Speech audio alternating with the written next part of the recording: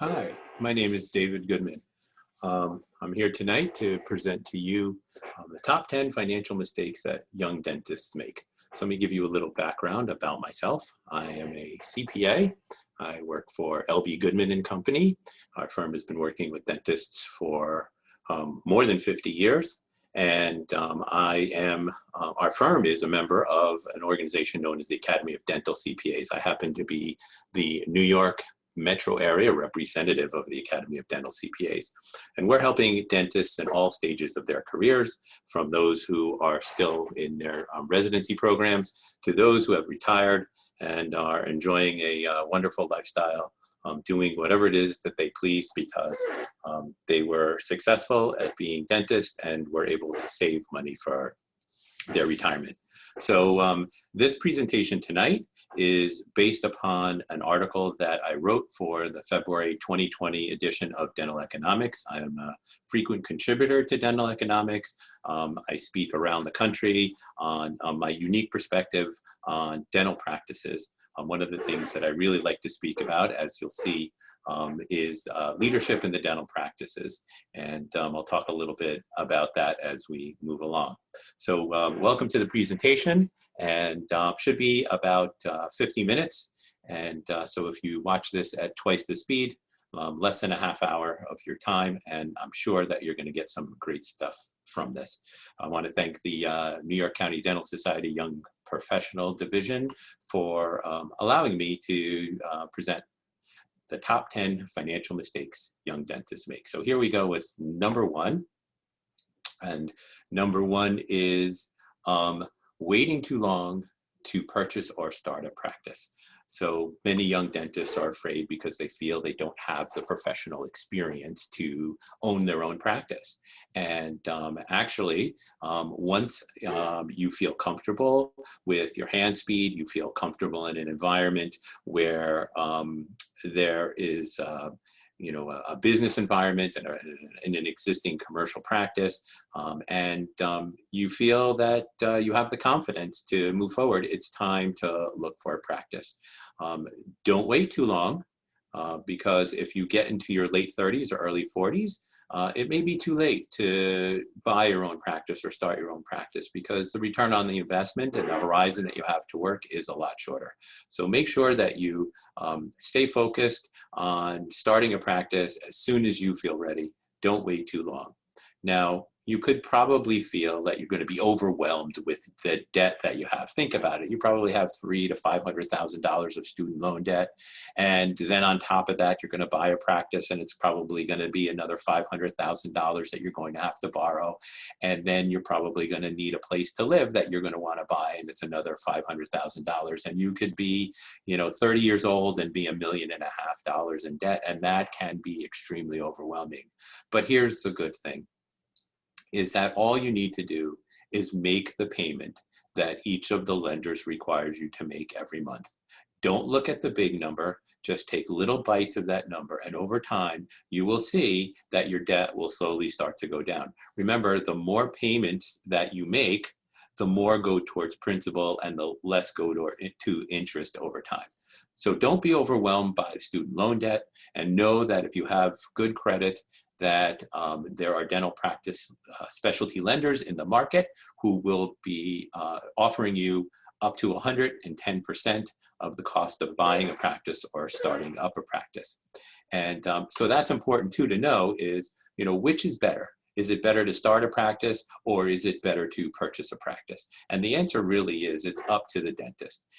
Long-term results show that people who actually start up a practice will wind up being financially better off at the end of their career than somebody who purchased a practice.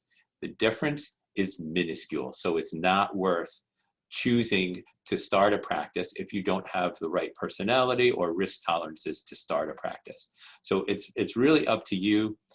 There are factors in personality and your flexibility and your risk-taking tolerances to choose whether to start a practice or to purchase a practice.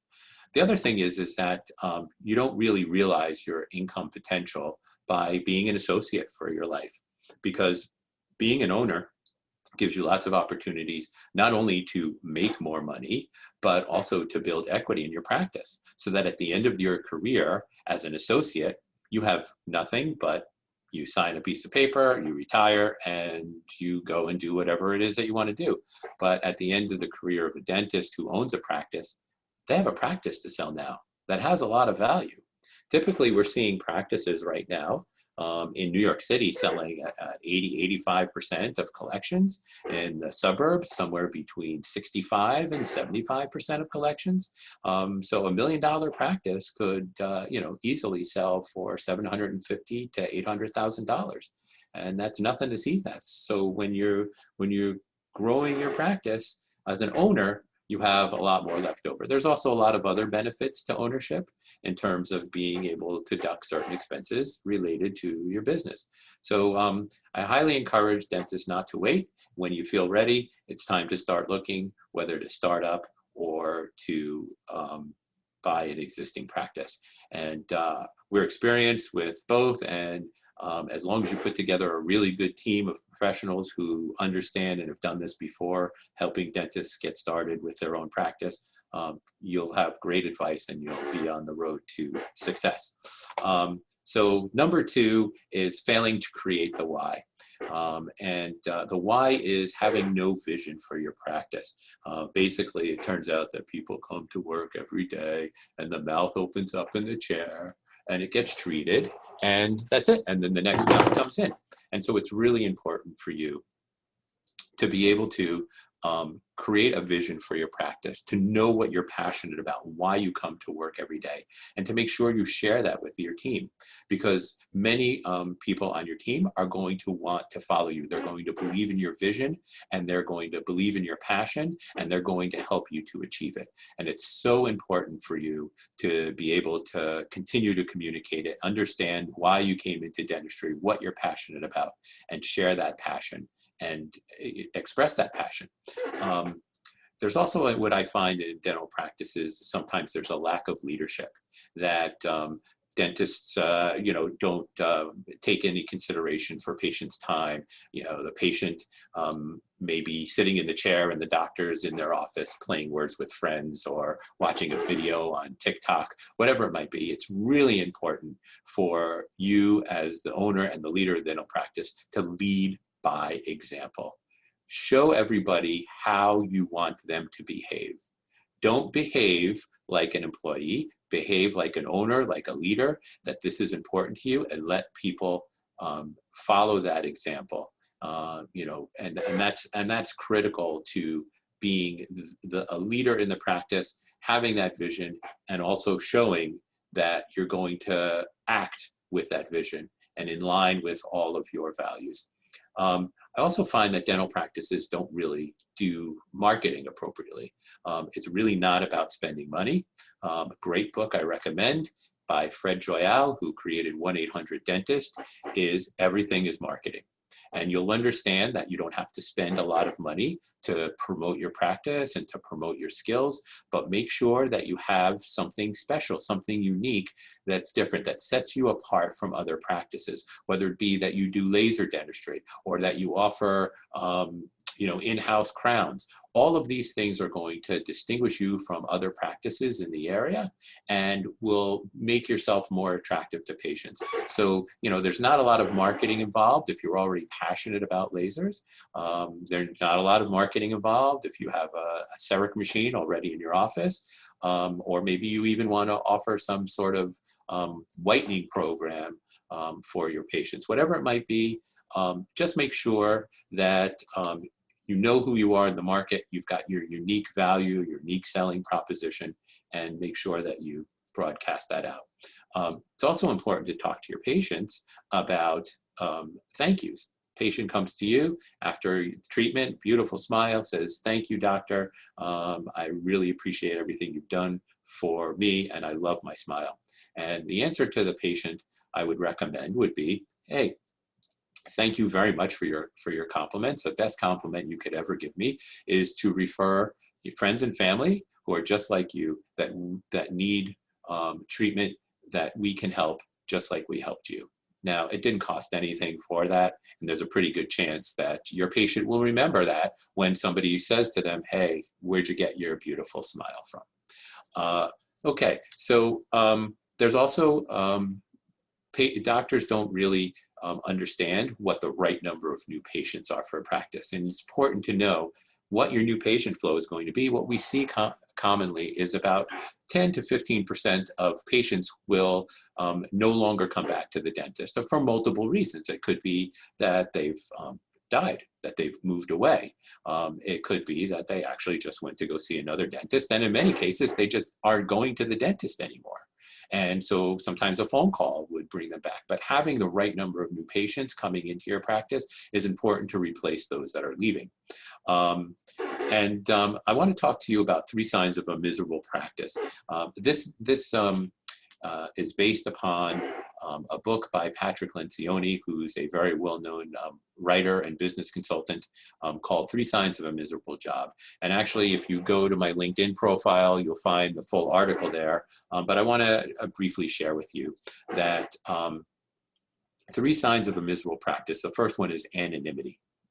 Anonymity is not knowing your team, not understanding that they have lives outside the practice, and being able to connect with them. Being able to understand that they're people too, that they have families, they have things that they do outside your office, and having that relationship with them of saying, I recognize you, and I know the names of your kids, I know the names of your pets, I know the names of your spouses or your significant others. This is how you connect. And it's not hard to do it in a dental practice. I can tell you that in my office, I know a lot about the people that are important to my team members, and I've got 25 of them. But I check in with them periodically, maybe weekly, sometimes every couple of weeks, just to see what's happening. Hey, how did your son do in that baseball tournament? Hey, I heard your daughter had her ballet recital last week. How did that go? How was the basketball game that your child played in? Whatever it might be. How was your vacation? How did your husband do? He works for the utilities through the storm. I mean, these are things that you can, connect with and create a connection. And that same connection needs to be created with your patients. You really need to be able to connect with them as well. You need to know who they are as people. And so when you show up to do that hygiene check, it's not just about how you're doing and talking about the weather, but you should start to learn things about them, to ask questions, just open-ended questions about them. Maybe you notice something different. Maybe somebody, came dressed differently to your office than they usually do. Oh, why did they do that? Or maybe you noticed that they have bruises or something like that. You're just going to want to ask the open-ended questions about how you're feeling, how's your family, anything exciting planned. Make that personal connection. All of these personal connections will definitely help you to create a relationship that will be meaningful and usually long-term, and also create raving fans for your practice. The other thing, though, I believe is another sign, the second sign of a miserable practice, is lack of relevance. Lack of relevance goes along a little bit with the vision, because people need to know why they come to work every day. What's the purpose? Are we just here to clean teeth, or are we here to create beautiful, lasting smiles? There's a big difference. And people who come to work to create beautiful, lasting smiles, they can get behind that idea. They can understand why they come to work every day. In my office, people come to work every day to create profound impacts for our clients, to make a difference for our community, to make a difference for themselves. And there's a passion behind that I have about helping people, helping dentists, helping our own team grow professionally, to become better human beings, and to give back to our community. And be grateful for what we have. So I'm hoping that you will find some relevance, and you have to constantly reinforce that, constantly remind your team of the reason why everybody comes to work every day. So identify with what's relevant to you, why it's important for you to come to work, and share that with your team. And hopefully this will minimize turnover and really give you a really good connection. Now, I don't know if any of you follow Gary Takis, the Thriving Dentist podcast, but I'm going to be on Gary Takis's podcast, I believe September 15th. And I will be talking more about leadership and about the practices that perform well that I work with and why they perform well. And I will be expanding more on this topic.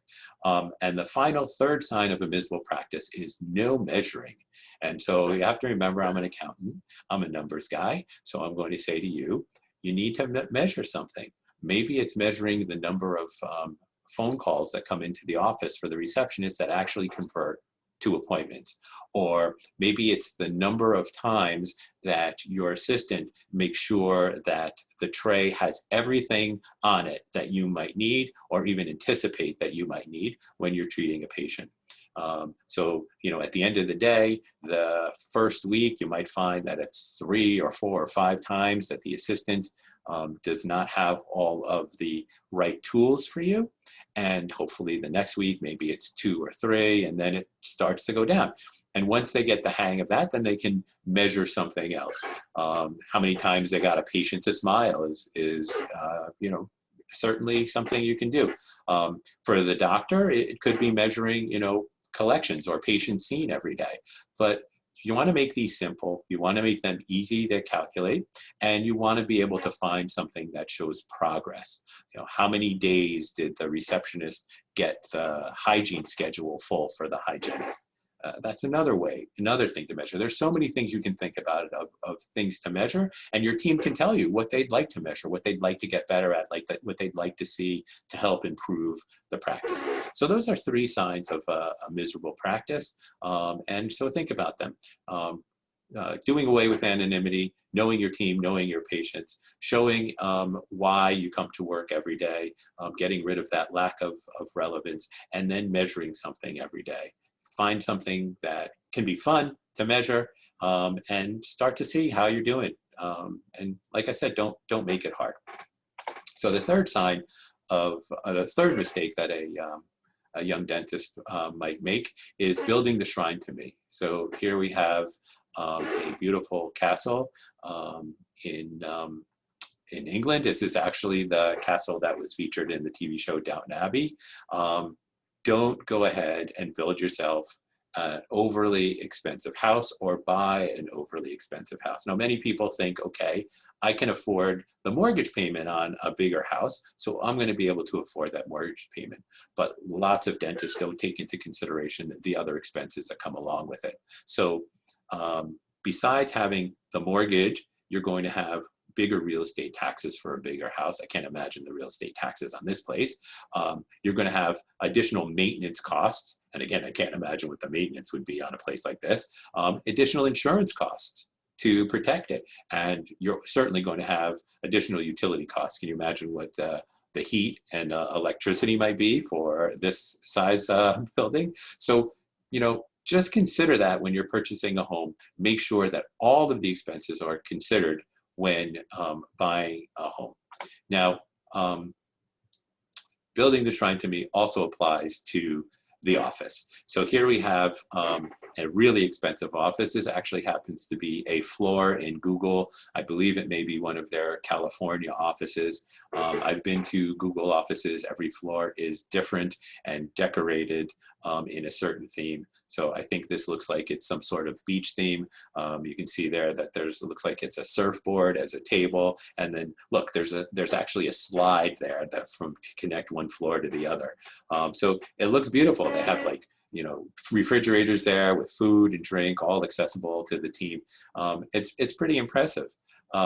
So Google can afford to build an overly expensive office.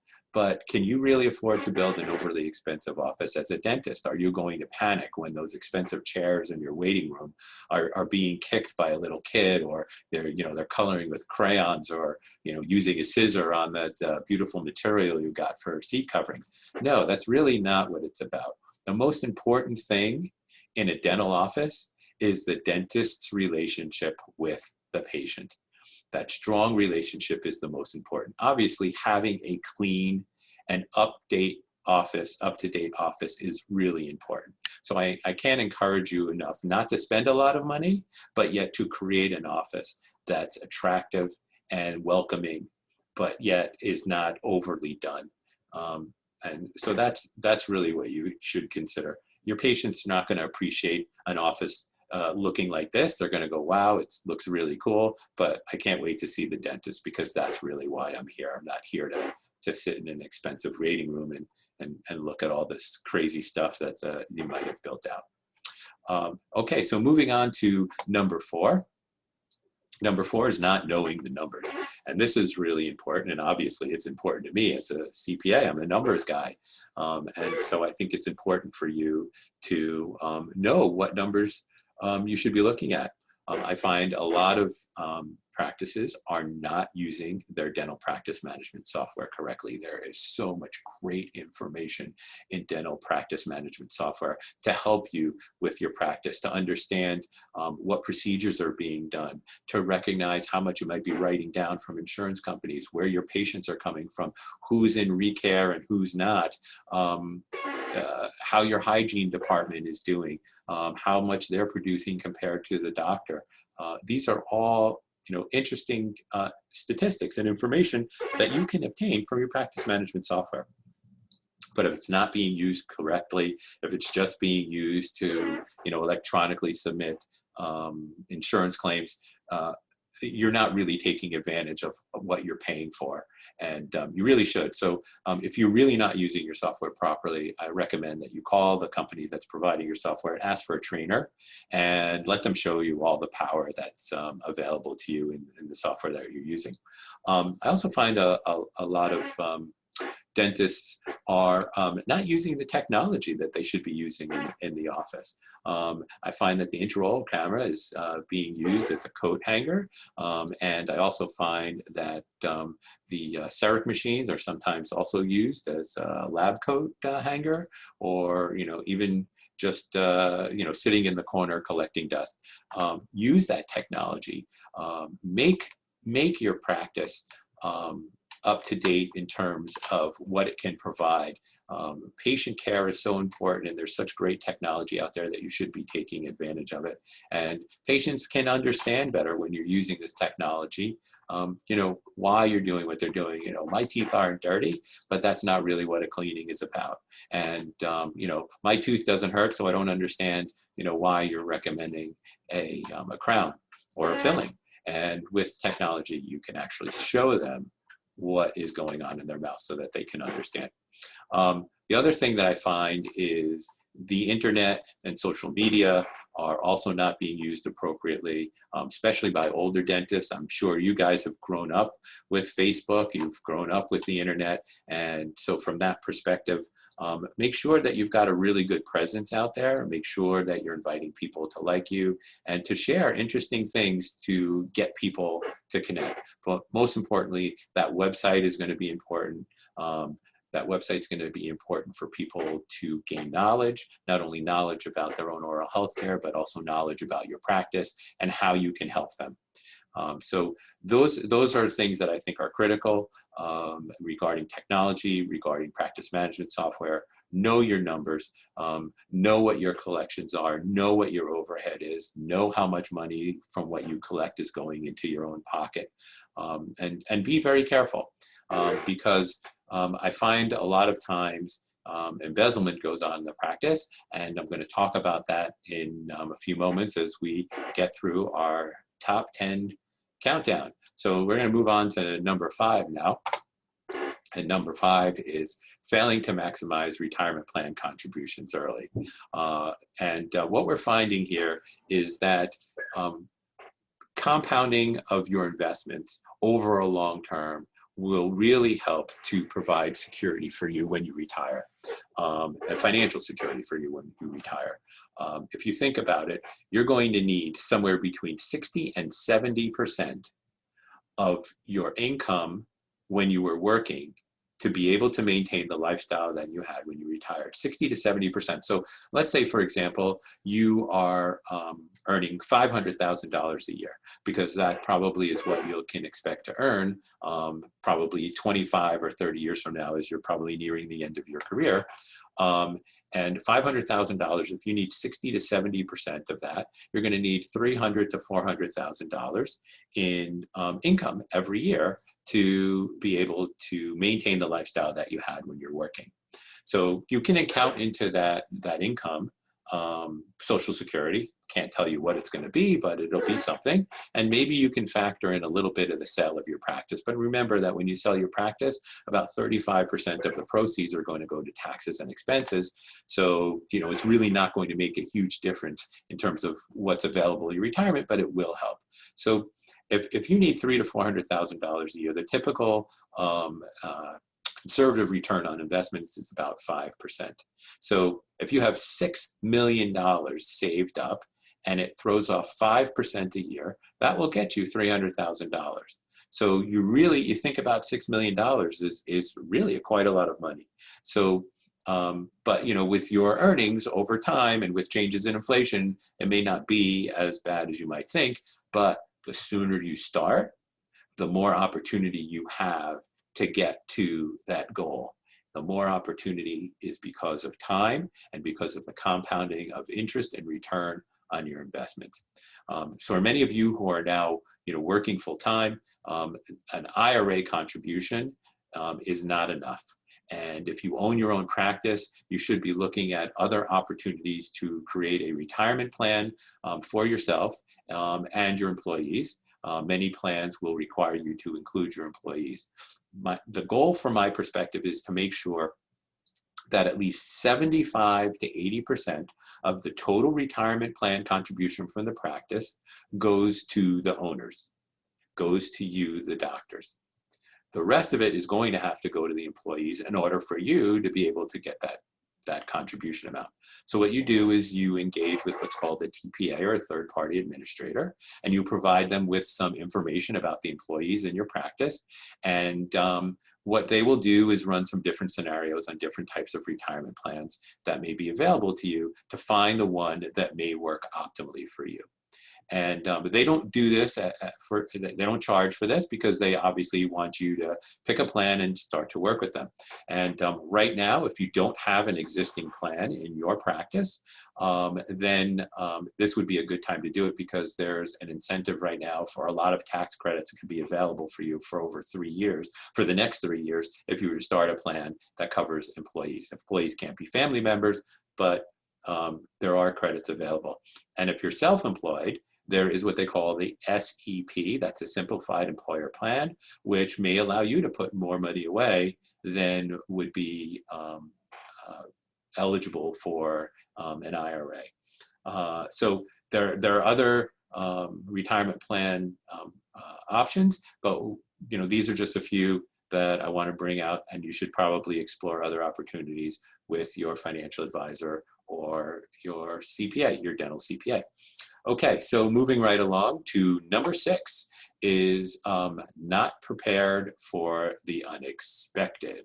I just think this is an amazing picture. I remember when the news story came out, I can't remember exactly when it was, but can you imagine if you were the owner of 17th Street Dental Office and you get a call from the police or fire department telling you've got to come down and see this? Like, how did that car get to the 2nd floor? It's just, unbelievable. But there it is in the 2nd floor of a dental office. Lucky it looks like that nothing caught fire, but it's pretty crazy stuff. So anyway, what preparing for the unexpected is it's not just about dying, although there are obviously concerns about that. And there really aren't any concerns that you should have about estate taxes. Everybody worries about estate taxes. Well, right now, estate taxes per individual is over $11 million before you have to start paying on the federal level. And in most states, it's still a few $1,000,000. Including New York. So many of you right now should not have to be worrying about any estate taxes. But what you should be worried about really is making sure that you've protected yourself and your family from anything that would be unexpected. So if you have student loans, if you have a spouse, if you have a child, if you own real estate, you should have a will. You don't want to leave anything up to chance. You want to make sure that your wishes are followed through with. And so highly recommend that you have a will. And I'm going to guess most of you out there probably do need one. And make sure that it's prepared by a professional. Don't just create one online, because people will be able to give you advice about some of the things you may or may not want to include in your will. Disability policies are really important as well. I'm imagining many of you got disability policies in your residency. If you don't have a disability policy, I recommend you get one now, because statistics show, let me try that again. Statistics show that about 3 of every 5 dentists will collect from their disability policy at some point during their career. I'll say that again. 3 out of 5 dentists will collect from their disability policy at some point during their career. And you never know why it might be. But I have a few clients right now who are about to make application for disability, and they're young. One is in their 40s, one is in their mid-50s, and it's just physical issues that arthritis, degenerative issues with back and neck, because they really push themselves, and now unfortunately their body cannot continue to take the activities of being a dentist on a regular basis. So we'll see what happens. Last year I had a client who started to collect disability. He was 58 years old, and he started to lose the cartilage in his index fingers, which was kind of weird. It's an autoimmune issue, and he was painful for him to continue to practice. He had a very good, generous disability policy in place that was appropriate for his income level, and he decided to sell his practice and collect disability. And now, a year later, he's finding now that all the cartilage in his fingers are now starting to wear down and disappear. So it's a good thing that he stopped practicing. He's in a lot of pain, but it's much more tolerable when he doesn't have to be seeing patients. So I highly recommend getting disability that's appropriate for your income. And as your income grows, you should consider getting additional disability coverage. Long-term care insurance is also something that's available out there. I usually don't recommend it until you're in your 40s or early 50s, but long-term care insurance helps to provide if you need to receive long-term care. It doesn't necessarily mean you have to go to a facility. It can be long-term care at home, but if you do need long-term care, this is something that you should also consider. Again, maybe a little later on, but there are long-term care policies that do convert to life insurance if you don't use the long-term care coverage. So something to consider. The other thing is practice transitions. I've had, in dealing with so many dentists now for 32 years, I've seen a lot of things, and some of them are very concerning to me because dentists were not prepared for the unexpected. What happens if tomorrow the dentist doesn't show up at a practice? Well, does anybody know the passwords? Does anybody have signatory under the bank account? Does anybody have keys to the office? Who to call? Who to share this with? These are so many important things that somebody needs to know. It's okay if your spouse or significant other has signatory over the bank account. Don't give it to an employee, absolutely not.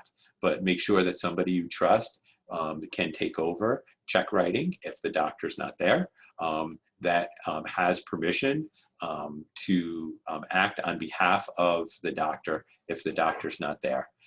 And then you want to make sure that you have some sort of coverage if the doctor's not there, that there's somebody who will see patients.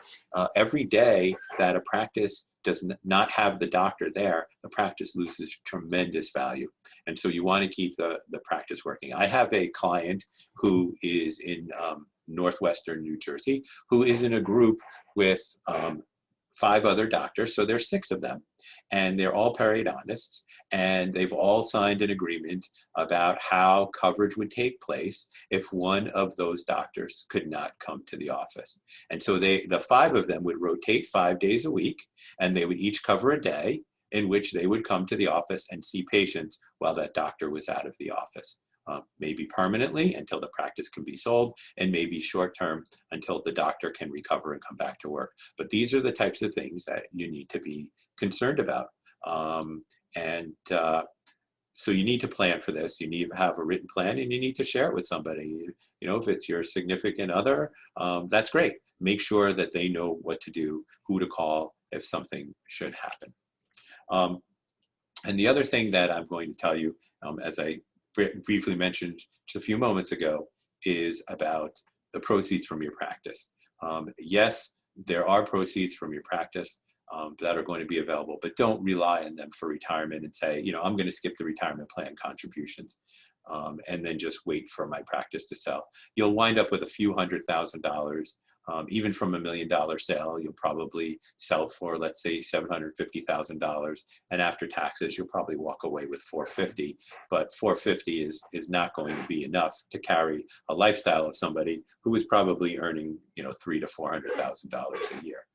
So, you know, be careful when you consider selling your practice. I can tell you of some doctors that I've worked with who have come to me late in their careers realizing that they didn't have enough for retirement, and our goal was to save as much money for retirement as we possibly could in the time frame that we had. The goal was to make the practice as profitable as possible and to take that profit and put it into a retirement plan. So they were able to maintain their lifestyle and at the same time be prepared for retirement. So, you know, don't rely on the practice proceeds alone. Number 7 is hiring the wrong people. I don't regret my past. I just regret the time I wasted with the wrong people. And this is so important for you to know, that if there is somebody on your team who is not performing up to your standards, everybody on the team already knows this. Don't have to say anything. They know. The problem is that as long as you keep this poor performer on your team, there is no incentive for your other team members to perform up to their potential, because you are accepting mediocrity with a poor performer. And so if mediocrity is accepted for one, it probably would be accepted for the remaining members of the team. So you need to fire quickly when somebody is not living up to the potential, is not being a good team player, just does not fit in your office, or is just not working up to their potential and doing it on purpose. So make sure that you know that. So you want to hire right. You want to make sure that whoever you're looking at hiring, first of all, believes in your vision, believes in what you're trying to accomplish every day in the office. And then make sure you do background checks. And it's so important to do background checks. So many dentists will be embezzled. The embezzlement is incredible in dental practice. We'll talk about this, as I mentioned, in a few moments. But they say that probably 1 in every 4 practices will experience embezzlement during the dentist's ownership period. 1 out of 4, that's 25%. That's a really tremendous amount. What happens sometimes with an embezzlement is it doesn't even get reported.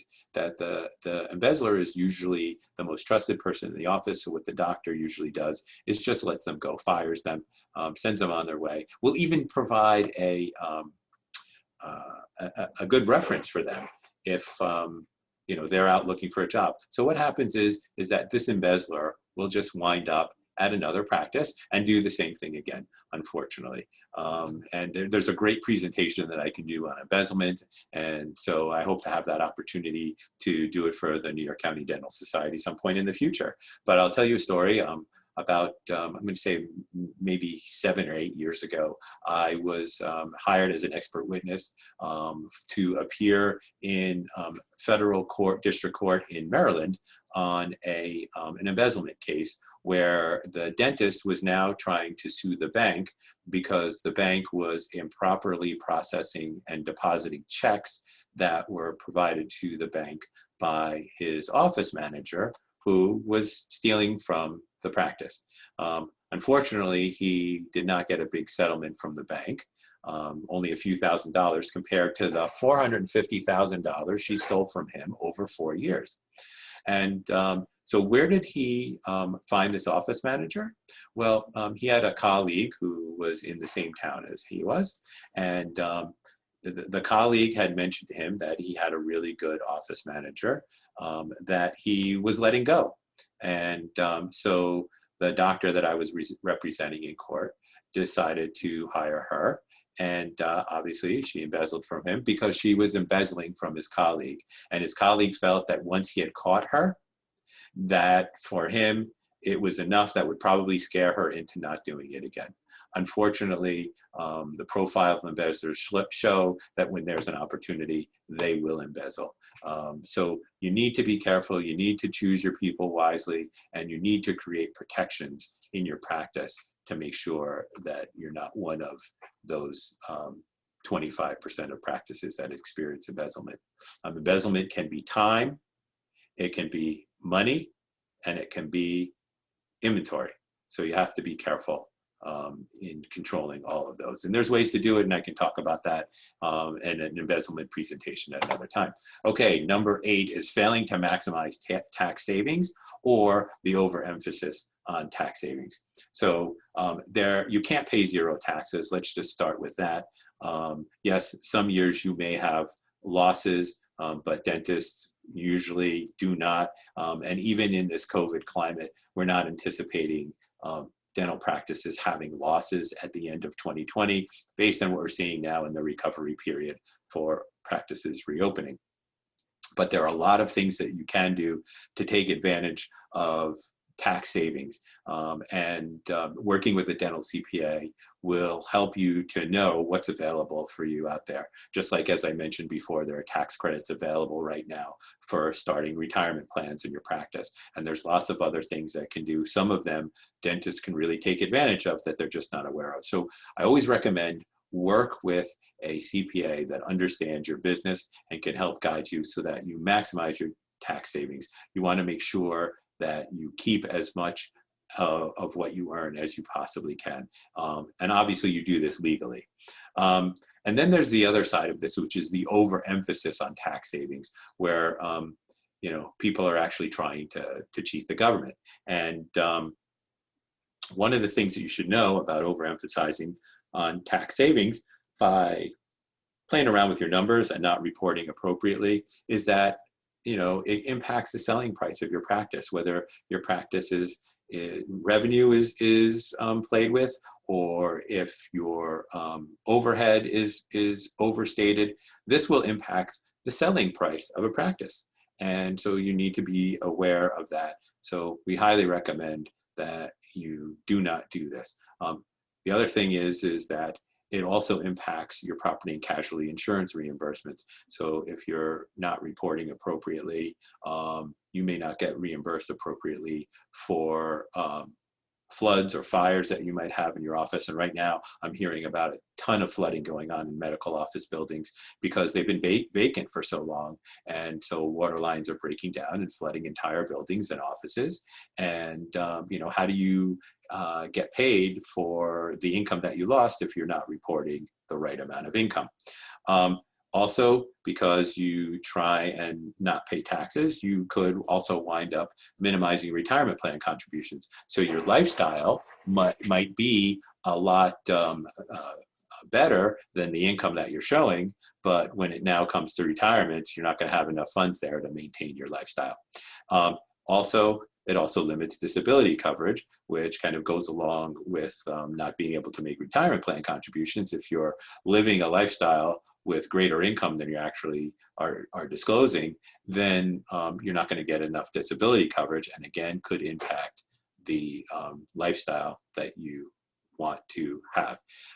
The other thing is that when you do this, stuff gets published in the newspapers, and it gets published online.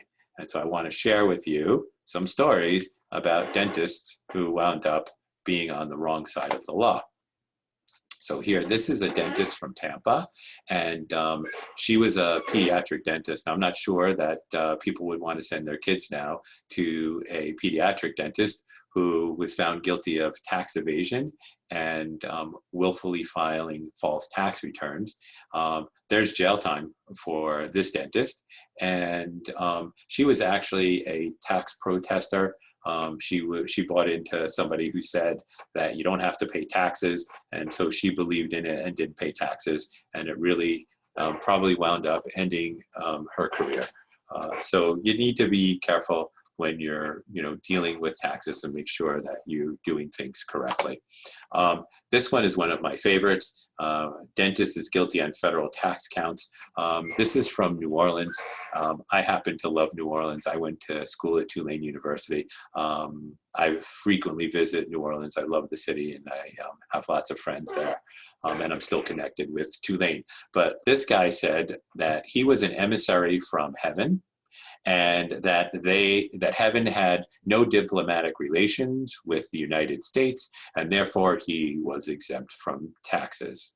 Brilliant, right? Gotta love these crazy people in New Orleans. They're a lot of fun. Unfortunately, he went to jail. Another dentist. Okay, this is kind of sad. This is a sad case of a Charleston dentist who was sentenced to prison for tax evasion. Now, this guy, he was a pillar in the community. He sponsored baseball teams. He gave a lot of charity, was well known and very nice person in the community. His big mistake was he decided that he wanted to get into a cash business and found that dry cleaners was a cash business. So he bought a dry cleaners in Charleston, and he was still worked as a dentist full time. So somebody was running the dry cleaners for him. A customer walked in one day to pick up their dry cleaning, paid for the dry cleaning, and noticed that the employee did not ring up the payment, instead put the cash in their pocket. You would think maybe the employee was stealing, I'm not sure, but that became a problem because the customer was an IRS auditor. And when they connected the dental practice to the dry cleaners, it turned out that they went and audited the dentist as well and found that he also was not depositing his cash. So very embarrassing, terrible story, but I think the dentist knew what he was doing and he took that risk. And as Mark Twain says, you pay your money and you take your choice. Here's another story about a Rhode Island dentist at 72 years old, probably missed about $1.2 million in tax payments. He was taking checks and just depositing them into his personal bank account. And then he would just make that money disappear or try and make it disappear. So in 2013 alone, he underreported his income by more than $320,000. And as you can see, the date of this is June 3rd. So it takes time to get processed through the judicial system. And as of the date that I received this article, sentencing was still coming, but you can imagine a 72-year-old doctor still went to jail for tax evasion. This is one of my favorite ones. This is a dentist who was laundering money for an interstate prostitution ring. He happened to be the dentist for the pimps, and what they would do is they would pay a lot for their dentistry in cash. And what happened was with this guy is one day a pimp showed up and asked him to go to the Mercedes-Benz dealer and pay cash for a Mercedes-Benz. So as you know, or if you don't know, that any cash transaction over $10,000 gets reported to the IRS. Obviously, Mercedes-Benz is more than $10,000. And what also happened in this case was they sent the dentist because the pimp said, I can't go because they would never sell a Mercedes to somebody who looks like me. So the dentist went and the cash transaction was reported. He was audited, and they found that this whole money laundering scheme was going on, and he went to prison for 3 years. I think this is probably around the time now he should be getting out, but just a crazy story of sometimes what dentists will do and just not making the right judgment calls about their money. This one happens to be locally. This was regarding Medicare, Medicaid fraud. And as you can see here, he owned 3 dental practices and he was charged with evading more than $800,000 in taxes over a 4-year period. So this was terrible. And again, he went to jail for 21 months. So number 9 is not staying close to home. I highly recommend that dentists stay close to home and be part of their community. Be visible in your community. Frequent the same establishments where your patients may own them. And so I always say, find your office first and then live within 15 to 20 minutes of your office. It saves a lot of money on gas. It saves a lot of money on time and commuting. And it's easy to be a part of the community, to be visible, and to engage with your patients when they're not just sitting in their chair. So number 10 is the slide on embezzlement and not watching your money. So here we're going to talk about, first of all, there was an embezzlement case where a dentist had an office manager take money, went to jail for 10 years because she used money from an office credit card for personal expenses. She falsified timesheets, and she helped herself to money from the dental office. Maybe people were paying cash for copays, who knows? But she got caught. Usually the most trusted person in the practice, the person who comes in early, who stays late, who doesn't let anybody touch anything of theirs. They completely control their workspace, and also never take a day off. They're never out of the office, and if they are, it's for a very short period of time, usually a day. Don't touch it, I'll come back, I'll take care of it, just leave it. Those are the type of people that you need to kind of be watching. There was a dental office employee who was arrested for embezzling $99,000, paying mortgage, paying personal electricity, health insurance, vehicle insurance, and cable and phone bills, all using the dentist's money. And she also used money to buy merchandise from Office Depot, and as well as PayPal and Amazon. The point here is that how does this get past the dentist? The dentist isn't looking. The dentist does not look at their credit card bills. The dentist doesn't look at the invoices that are being paid. And there's where you can find yourself getting embezzled. So there's a lot of techniques that you can use to be able to protect yourself, but just know that this occurs in dental offices. And there's one from Randolph, New Jersey, just about a year or two ago. This was actually the second time this person was caught stealing from a dental practice. She stole $75,000 from this dentist over a very short period of time by basically doing the same thing that I had to testify about in federal court, opening up separate bank accounts and just taking checks from insurance companies and depositing them into her own account. Usually there may be a conspiracy going on between the embezzler and the bank. They may know somebody there who is willing to open up the accounts, but sometimes they just convince the bank to do it. I'm here for my boss and I'm opening up an account. And then there's an office manager who stole $166,000 in cash and checks from an office over 4 years. Most of the checks that they stole were third-party checks to insurance companies, and they were just depositing it into their own account. This happens very frequently, and these are just some recent stories, but I can't encourage you enough to be able to be diligent about protecting your office. So those are the top 10 financial mistakes that I see that young dentists make. And the sooner that you can be aware of these things, the sooner that you can correct them and be on the path to a long and successful career. My contact information is here for you. And I hope that if you feel that you need to reach out to me, please do. My email is right here. You can follow me on Twitter at NJ Dental CPA. You'll find us at LB Goodman on LinkedIn. You'll find us on Facebook. You'll find us on Instagram. You'll find us on Twitter. This is our website. There's a special section on our website of resources for dentists, and especially right now in the COVID environment, you'll also find a lot of resources there that might help you through the COVID process. If you'd like to join our email list where we send out newsletters on a monthly basis, some that have specific content for dentists, as well as anything that new that may come up that we feel we should share with dentists, like most recently, the federal court in New York just ruled that dentists are not considered to be healthcare providers for the purposes of the Family Relief Coronavirus Act. That says now that they are eligible for the family leave coverage or the sick leave coverage. We believe that that's a valid ruling, and it may wind up going around the entire country, but when that got issued, we shared that with our client base. So thank you for listening. Thank you to the New York County Dental Society and the young professionals. And again, if you need anything, please feel free to reach out. I'm happy to answer any of your questions or to direct you to any resources you might need in the dental world. So thank you very much and have a great night.